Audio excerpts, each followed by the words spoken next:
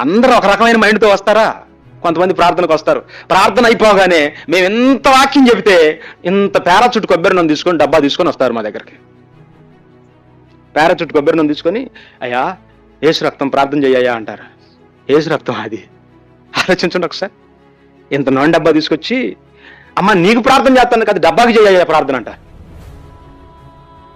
ఎంత వాక్యం చెప్పినా కూడా డబ్బా తీసుకొని రావటమే. ఇక ఒక ఆమె ఇంకొక ఆమె వచ్చేమంటది, ఈ శరీరం నిష్ప్రయోజనము, ఆత్మీయ జీవింపజేయుతుందని మేము చెబుతాంగా, ఓ మనిషి నీ ఎవరని చెబుతాంగా. అంతా అయిపోయిన తర్వాత మోకాళ్ళ నొప్పులయ్యా అంటది. నన్నేం చేయమంటావమ్మా?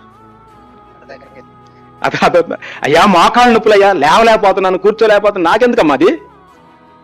నాకెందుకు? చూసారా, మోకాళ్ళు ఎప్పుడు లేనోళ్ళు ఎవరు? మాకేం లేకుండా ఉండయా? మేము అందరికి చెప్పుకుంటున్నామా? అది ఆలోచిస్తున్నారా? అందరికీ రోగాలు నొప్పులతో ఉండం. మనం తినే ఆహారం బాగోలేదు, మన చుట్టూ ఉన్న వాతావరణం బాగోలేదు. ఎట్లా కొట్లో ముఖ్యో మూలిగో దేవుని పని చేసి అక్కడికి వెళ్ళాలని ప్రయత్నించాలి కానీ ఈ మోహాలు చూసుకొని ఎన్నాళ్ళు బ్రతుకుతారు? ఏమండి చెప్పండి. ఇవన్నీ వద్దు. ఎట్లాగైనా బ్రతకాల్సిందే. లాజరు రోగిగా ఉండైనా కూడా భక్తిని విడిచిపెట్టకుండా బ్రతికాడు. బ్రతకాల్సిందే. నో, మీరు దాని మీద దృష్టి పెడితే నొప్పులు ఎక్కువ అయిపోతాయి.